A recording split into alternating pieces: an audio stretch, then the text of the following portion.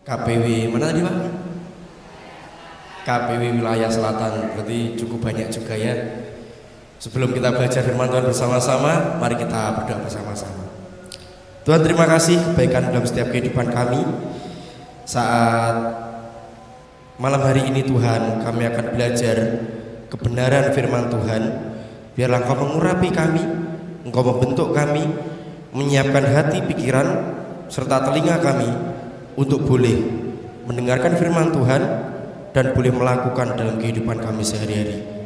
Hamba-Mu sangat terbatas, tapi kami yakin bahwa kuasa-Mu tidak pernah terbatas. Dalam nama Tuhan Yesus kami berdoa, amin. Selamat malam semuanya. Semua sehat? Puji Tuhan ya. Ini kali pertama saya boleh menyampaikan firman Tuhan di tempat ini dalam acara rutinan BPD, yaitu tukar mimbar. Jadi nama saya Moses Bagus Kurniawan, seperti yang di buletin tadi. Saya asli orang Kediri gitu ya. Jadi memang wajah saya ini, mungkin beberapa orang berkata, wah pendetanya dari Flores gitu. Enggak ya. Jadi saya asli orang Kediri, saya murni orang Jawa, bukan juga orang Arab gitu ya. Makanya brewok saya cukur biar nggak dikira orang Arab. Dan saya melayani di Gereja Baptis Indonesia Getsemani cabang Anugerah Secang di Mojo. Dan bersyukur sekali boleh bersama-sama dengan Bapak Ibu Saudara di tempat ini. Saya tidak sendirian, tapi saya boleh ditemani oleh istri saya dan anak saya yang sekarang digendong oleh Ibu Alin. Jadi itu bukan anaknya Bu Alin ya, tapi anak saya. Seperti itu. Dan secara khusus acara tukar mimbar saat malam hari ini kita menyesuaikan dengan tema GGBI dengan judul Engkau alat pilihan bagiku. Engkau alat pilihan bagiku. Berbicara tentang alat berarti sesuatu atau sebuah benda yang dipakai ataupun yang dipergunakan untuk melakukan sesuatu. Itu berbicara soal alat. Tetapi engkau alat pilihan bagiku, berarti kita dipakai oleh Tuhan untuk menjadi alat kepanjangan dari Tuhan kita Yesus Kristus. Untuk itu kita buka Alkitab kita, Kisah Para Rasul 9 ayat 10 sampai dengan ayat yang ke-16.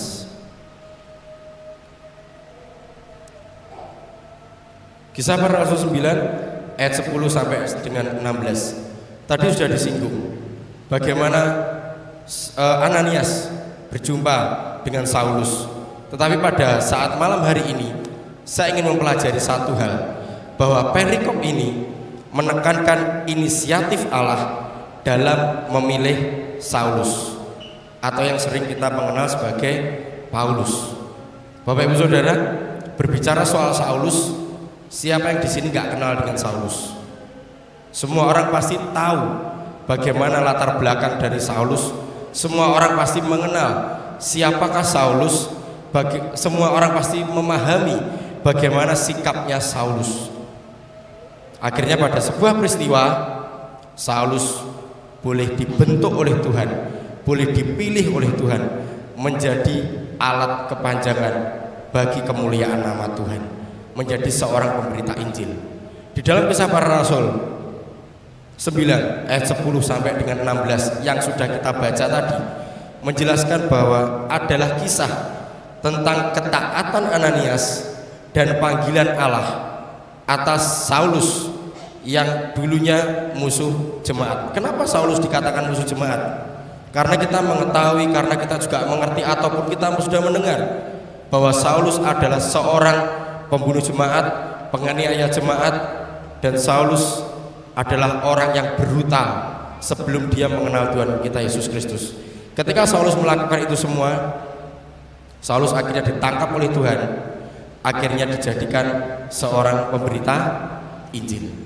Kita tahu bersama-sama, berbicara soal alat pilihan, tentunya bahwa Tuhan Yesus bisa memakai semua orang untuk menjadi alat pilihan bagi kemuliaan nama Tuhan. Tuhan Yesus tidak memandang seberapa pintar kita. Tuhan Yesus tidak memandang seberapa bagus pakaian kita. Tuhan Yesus tidak memandang bagaimana latar belakang keluarga kita. Tetapi yang Yesus pandang, bagaimana hati kita mau dipakai sebagai alat kemuliaan nama Tuhan. Berbicara soal Saulus, masa lalunya sangat kelam, tetapi hebatnya Yesus memakai Saulus untuk pemberita Injil.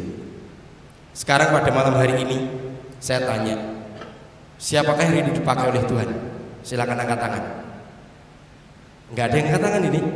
Saya ulangi sekali lagi, siapakah yang rindu dipakai oleh Tuhan? Silakan angkat tangan. Siapakah yang rindu menjadi alat kemuliaan nama Tuhan? Terima kasih, silakan turun tangan. Kita yang sudah angkat tangan tadi, jangan hanya sebagai ringan tangan, sidik-sidik angkat tangan. Tetapi marilah kita memahami betul bahwa kita hadir di tempat ini, kita sudah dipakai oleh Tuhan. Saudara sudah dijadikan alat oleh Tuhan. Berbicara soal engkau adalah alat pilihan bagiku, bukan berarti seorang pelayan yang harus tampil di depan mimbar, bukan berarti seorang pelayan yang harus main musik, bukan berarti seorang pelayan yang harus duduk di depan. Tetapi bagaimana kita hadir dengan segenap hati kita untuk fokus kepada Tuhan, maka kita bisa dikatakan alat pilihan bagi kemuliaan nama Tuhan. Ketika kita semua dijadikan alat oleh Tuhan, ketika kita semua dipakai oleh Tuhan, tugas kita hanya satu, nurut kepada siapa? Tuhan. Kalau nurut kepada Tuhan, saya yakin hidup kita itu tertata sedemikian rupa, karena kita dipakai oleh siapa? Tuhan. Yang menciptakan umat manusia, Tuhan. Yang membentuk kita, Tuhan. Yang memakai kehidupan kita adalah Tuhan Yesus sendiri. Makanya ketika kita di tempat ini, mari kita menyadari bahwa kita adalah umat-umat pilihan siapa? Pilihan Tuhan. Bukanlah umat pilihan ataupun alat, bukan hanya seseorang yang saya katakan tadi tampil di mimbar, bukan. Tetapi kita yang datang dengan motivasi yang benar, kita sudah dijadikan alat pilihan Tuhan. Berbicara ataupun belajar tentang kehidupan Rasul Paulus, kita boleh mengerti, kita boleh memahami. Rasul Paulus dulunya adalah seseorang yang sangat brutal. Dia membenci orang percaya kepada Yesus. Dia seorang pembunuh. Dia seorang penghina jemaat. Tetapi Yesus menangkapnya, karena Yesus tahu bahwa Paulus adalah alat pilihan bagi kemuliaan nama Tuhan. Maka pada malam hari ini ada 2 poin yang akan saya bahas. Tentunya kita akan belajar bersama-sama. Poin yang pertama saya adalah semua dipilih melalui sebuah proses. Semua dipilih melalui sebuah proses.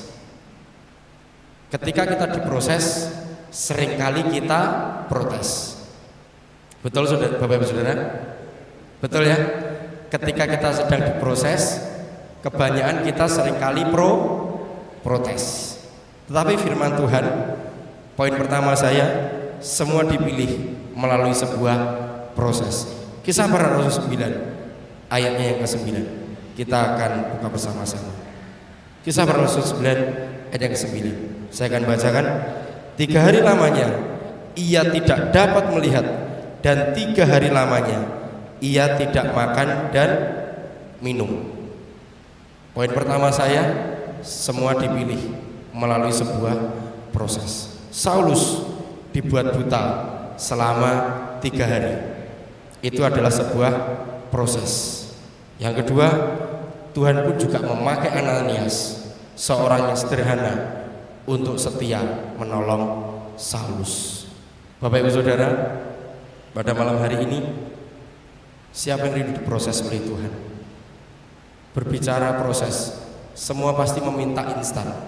Semua pasti meminta segala sesuatu instan, dan instan. Tetapi ketika kita mengikut Yesus, ketika kita bersandar kepada Yesus, ada harga yang harus kita bayar.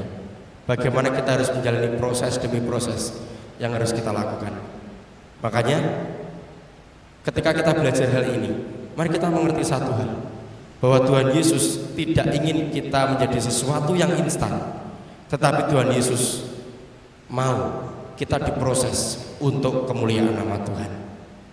Ketika berbicara soal proses, Bapak Ibu Saudara tahu bungkus Indomie? Tahu ya semuanya? Bungkus Indomie itu di atasnya tulisannya apa? Indomie instan.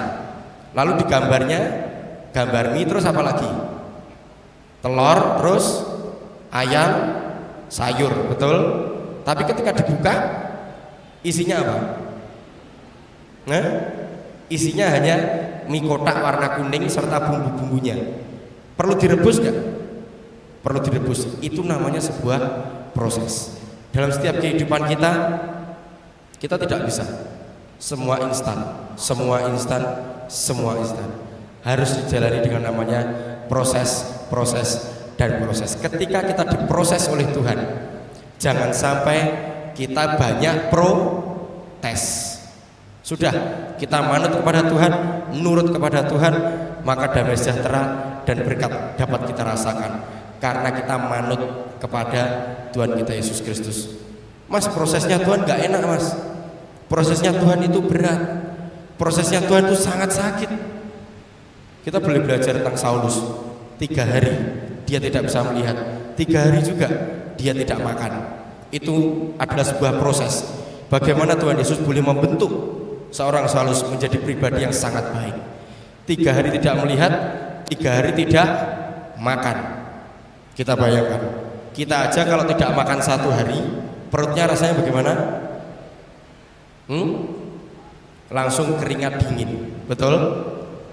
Tapi ini 3 hari lamanya, sudah tidak bisa melihat, sudah tidak bisa makan. Tetapi itu semua digunakan Tuhan untuk membentuk Saulus menjadi pribadi yang sangat baik untuk kemuliaan nama Tuhan. Berbicara soal proses, beberapa hari yang lalu saya boleh merasakan proses Tuhan dalam kehidupan saya. Ketika anak pertama saya lahir, anak pertama kami lahir jam 7:09, selang 2 hari orang tua saya atau ibu saya dipanggil oleh Tuhan. Enak toh rasanya? Habis seneng-seneng, habis tertawa-tawa, habis bahagia, ternyata selang 2 hari tetesan air mata. Bapak Ibu Saudara, pada saat itu yang saya alami, saya pribadi nyaris tidak percaya dengan Tuhan Yesus lagi. Saya marah-marah sama Tuhan, saya kecewa sama Tuhan, saya emosi sama Tuhan, bahwa saya ini diproses tetapi banyak protes. Bahkan cincin kawin kami, saya ini cemet Bapak Ibu Saudara, karena saya pukulkan ke tembok salah satu ruangan di rumah sakit baptis. Ada perasaan kurang terima dalam diri saya. Saya hanya berkata, Tuhan, andai kata kalau Tuhan ada di depan saya gitu ya, saya hanya berkata satu hal, Tuhan, sebenarnya maksudmu itu apa sih dalam kehidupan saya? Ketika orang tua saya waktu kondisi sakit, ketika opname pertama pulang ke rumah, istri hamil, ibu saya, mama saya bilang, Mah, aku budal ke rumah sakit dulu. Mama hanya berkata, Rene, dongo dhisik. Perut istri saya dipegang oleh orang tua saya, berdoa dengan nafas yang terbata-bata. Saya bisi, dongone rasa kesuwen, ambekane sesek. Jadi orang tua saya ndongakne dokter, alat-alatnya, perawatnya seperti doa syafaat. Bapak Ibu Saudara, istri sudah kesakitan, mama saya nafasnya terbata-bata. Kami pun ke rumah sakit. Saya berkata, Mah, istri ngamar karena besok pagi anak sudah lahir. Akhirnya mama saya bilang, ya wis. Ternyata apa yang tahu Bapak Ibu Saudara, ibu saya nggak tidur selama 1 hari demi ndongakne putune ben lahir selamat. Akhirnya anak saya lahir, saya senang, gue bahagia ketika menerima seorang anak. Bahagianya nggak mirip saya, tapi mirip ibu Jadi kalau mirip bapaknya nanti tidak ireng, tapi mirip ibu kan putih resik, jadi payunya lebih cepat nanti gitu ya. Akhirnya saya bahagia, saya bersuka cita, dan pada suatu ketika selang 1 hari malamnya, mama saya masuk di ICU, lanjut. dan mama saya dipanggil oleh Tuhan. Saya di situ marah-marah kepada Tuhan. Saya dikunjungi beberapa pendeta datang ke rumah berkata, ayo berdoa. Saya hanya berkata simpel, pun Pak jenengan berdoa piyambak, saya tak nyekrol TikTok karena saya kecewa sama Tuhan. Lalu pendeta itu pulang. Ada pendeta datang lagi mengunjungi, mengajak berdoa. Pun Pak silakan berdoa. Ada rasa kecewa dalam hati saya. Tetapi jujur, muka saya ini boleh galak, tetapi sebenarnya hati saya ini hati Hello Kitty, Bapak Saudara. Sidik-sidik like ngomongin soal mbok itu seringkali mewek dan mewek. Jadi akhirnya seiring berjalannya waktu, saya hanya memikirkan satu hal. Ini adalah cara Tuhan memproses saya untuk menjadi seorang bapak yang sesungguhnya. Ketika kami nikah, masih ada orang tua saya. Jujur, saya sidik-sidik itu, sidik-sidik mah iki piye, sidik-sidik mah iki kudu piye, sidik-sidik mah aku kudu piye. Tetapi ketika orang tua saya dipanggil oleh Tuhan, akhirnya menjadi bapak yang sesungguhnya. Sambatnya ke siapa? Sambatnya ke Tuhan Yesus. Akhirnya saya boleh mengerti satu hal. Ini adalah cara Tuhan untuk memproses saya menjadi pribadi yang dewasa dan mandiri. Di tempat ini pun siapapun kita, apapun latar belakang kita, ketika Tuhan memproses Bapak Ibu Saudara di tempat ini, tidak mengenal waktu, tidak mengenal tempat, tidak mengenal jam. Yang penting hati kita siap dibentuk dan siap dipakai oleh Tuhan menjadi alat kepanjangan tangan Tuhan. Poin yang pertama saya adalah ketika diproses jangan protes. Lalu di poin yang kedua saya,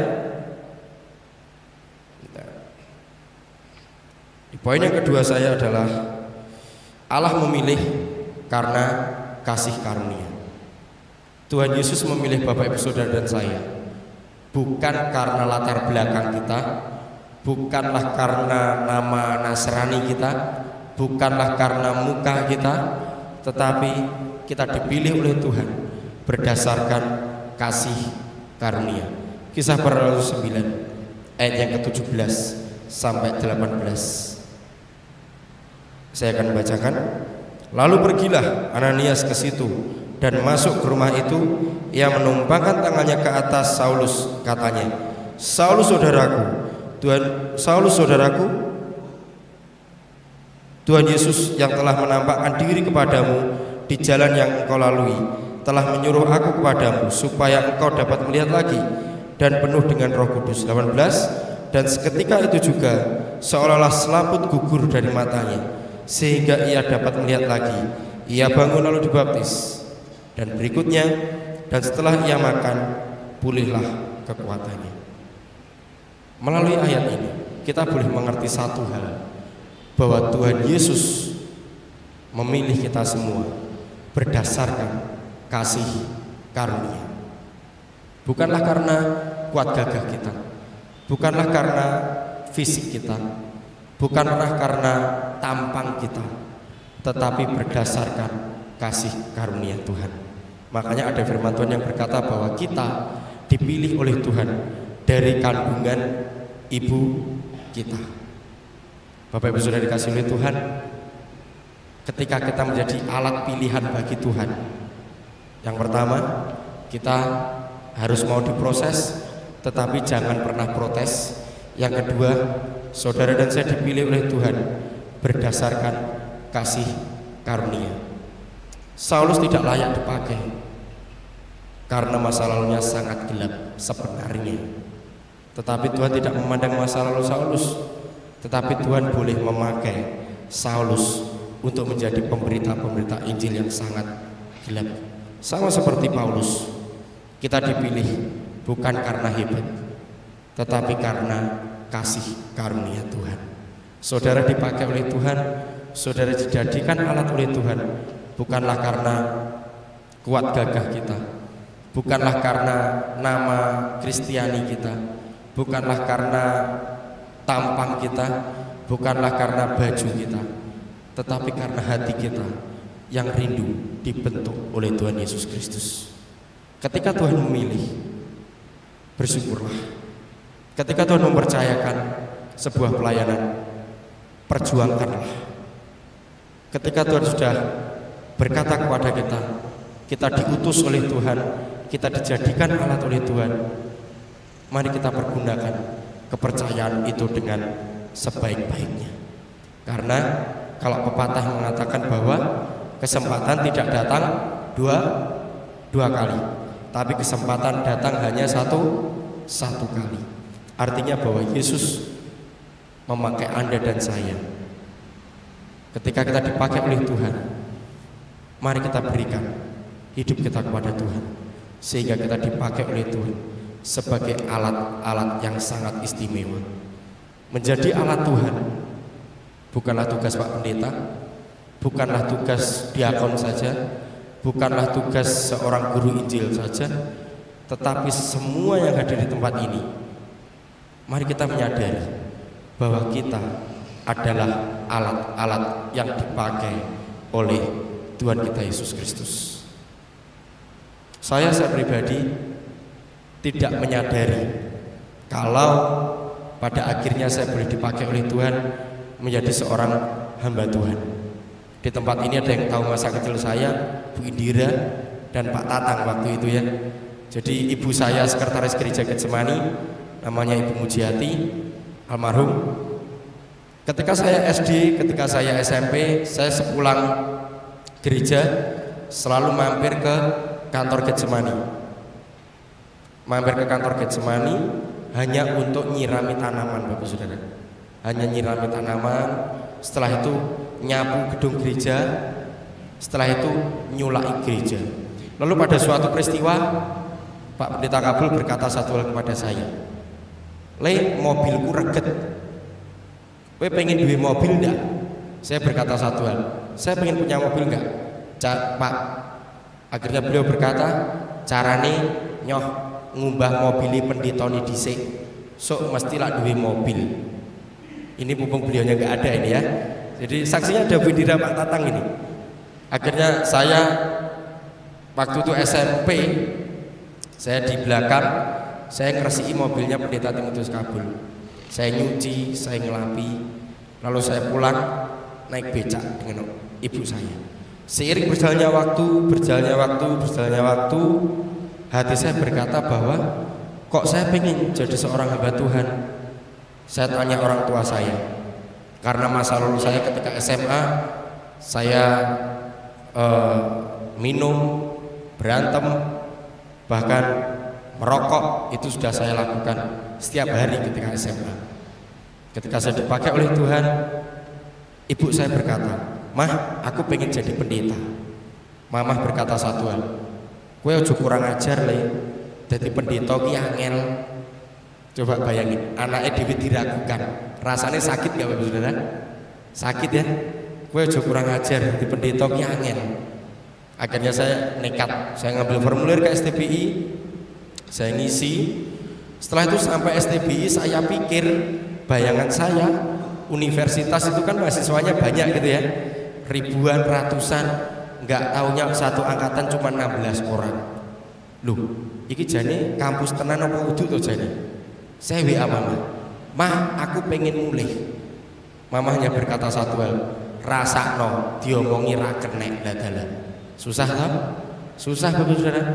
Akhirnya mama berkata satu hal, "Paling awakmu kok semester 3 mulih karena modelmu kayak ngono kuwi." Susah pisan. Ibu saya nggak percaya sama saya. Akhirnya saya terus belajar.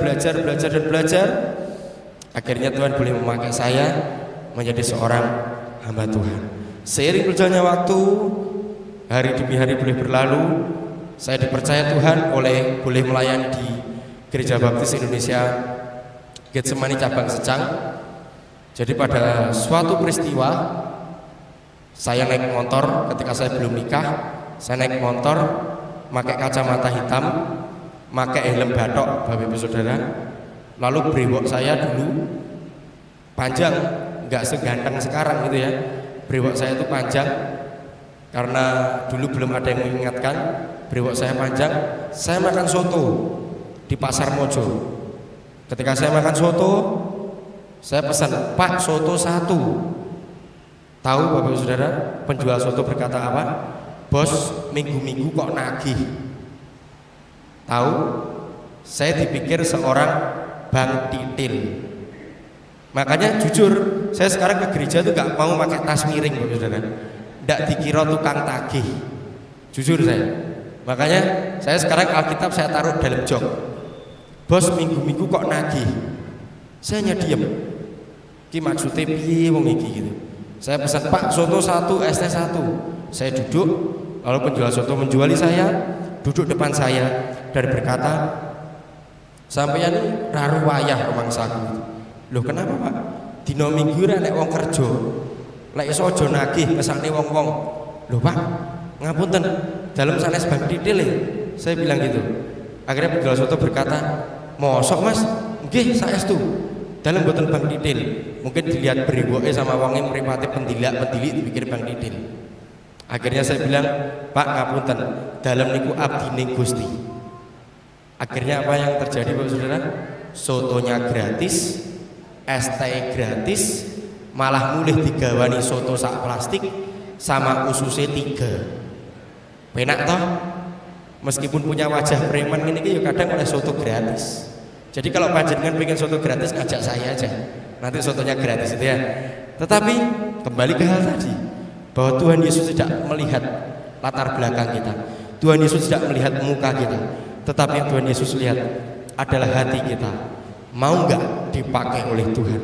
Rela nggak dijadikan alat oleh Tuhan untuk kemuliaan nama Tuhan ditinggikan?